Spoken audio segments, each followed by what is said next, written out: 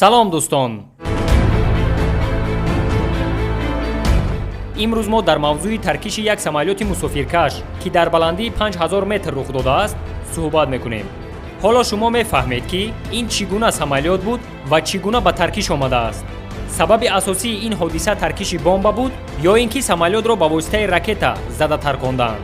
хатогии техникии самолёт метавонад ба чунин ҳодисаи таҳшатнок оварда расонад. кадоме аз ин ҳолатҳо сабаб шуд ки 230 нафар ҷони худро аз даст дод? мавзӯъро то охир бо диққат тамошо кунед. ба ҳамаи ин саволҳо ҷавоб гирифта сабаби асосии таркиши самолётро мефаҳмед.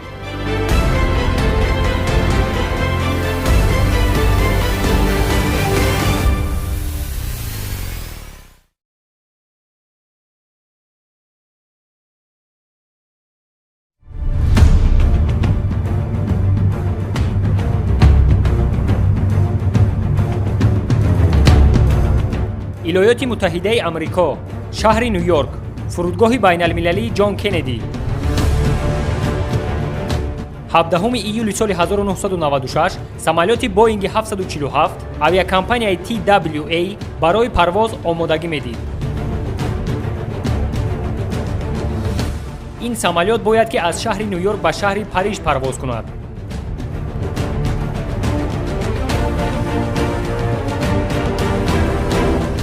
соати 6 бегоҳ 219 мусофир ба даруни самолёт дохил мешаванд. ҳамаи ин мусофирон барои саёҳат ба шаҳри париж равона буданд. лётчикҳо пеш аз парвоз гирду атрофи самолётро аз назар мегузаронданд.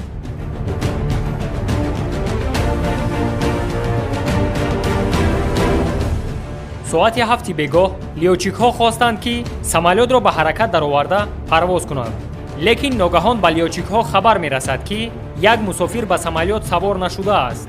аммо бағоҷҳои он мусофири гумшуда ба даруни самолёт бор карда шудааст. ҳамаи бағоҷҳои он мусофир дар даруни самолёт қарор дорад, аммо худи ӯ нест.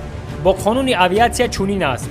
бағоҷе ки дар даруни самолёт қарор дорад вале соҳиби ӯ дар даруни самолёт нест, самолётро иҷозати парвозро намедиҳанд, чунки ин ҳолат бисёр ҳолати хатарнок аст барои самолёту мусофирон. дар дохили он бағоҷи бесоҳибе ки дар даруни самолёт қарор дорад метавонад бомба ва дигар маводҳои тарканда бошад. аз ҳамин сабаб парвози самолёт ба таъхир гузошта шуда ва кормандони фурудгоҳ он мусофири гумшударо меҷустанд. ҳаво 28 дараҷа гарм буд. 218 нафар мусофир як мусофирро интизор буданд. системаи хунукидиҳандаи самолёт яъне кондитсионер дар ҳолати вазнинӣ кор мекард, яъне бо нагрузка. соати 7:59 бегоҳ баъди як соати интизорӣ диспетчер ба лётчикҳо хабар медиҳад ки ягон мусофир гум нашудааст. ҳамаи мусофирон дар даруни самолёт қарор доранд. Рейс 800 TWA, извините за задержку, у нас есть подтверждение, что пассажирка находится на борту. Они все это время были на борту.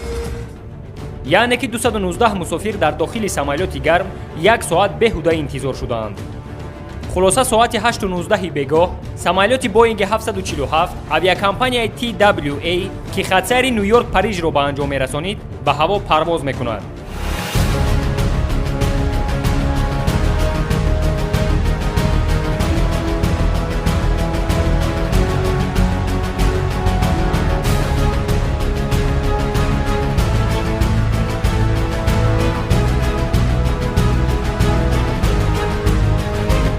соати 8:31 бегоҳ самолёт ба баландии 5000 метр мебарояд. мусофирону лётчикҳои самолёт ба парвози тӯлонӣ тайёрӣ медиданд, лекин ногаҳон чунин ҳодиса рух медиҳад.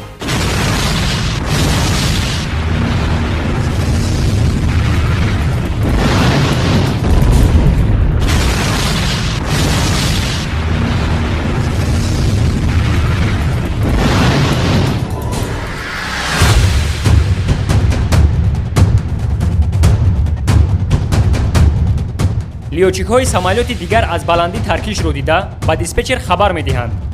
Я только что видел взрыв, высота примерно 4900 метров. Он упал в воду. диспетчер кӯшиш мекард ки бо лётчикҳои самолёти таркида ба алоқа барояд.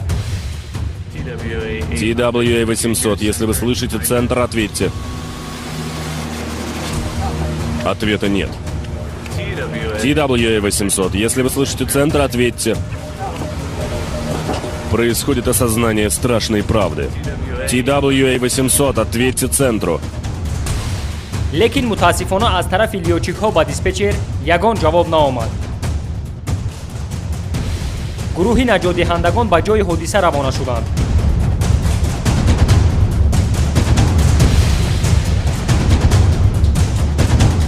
баъди таркиш самолёт ба даруни об меафтад.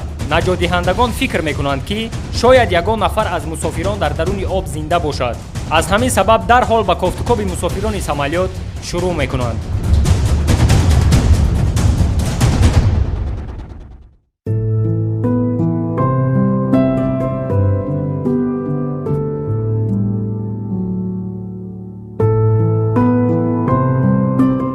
дар даруни об як оташи калоне ба амал омада буд ки гӯё як ҷангали пур аз дарахт сӯхта истодааст.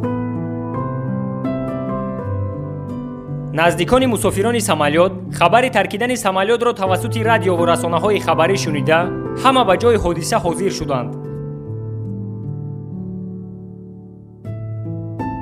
ҳамаи онҳо дар даруни обу оташ наздикони худро меҷустанд. яке фарзандашро, яке бародарашро ва дигаре падару модару хоҳарашро.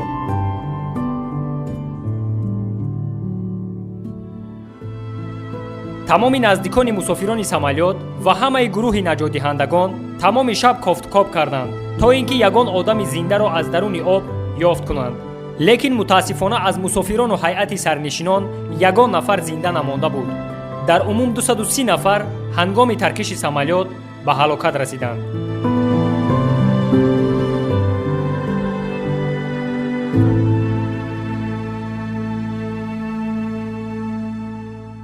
дӯстони азиз, давоми ин мавзӯъ дар видеои дигар пахш шудааст. барои тамошо кардани қисми дуюм расме ки дар болои экран пайдо шудааст ба ҳамон зер карда тамошо кунед.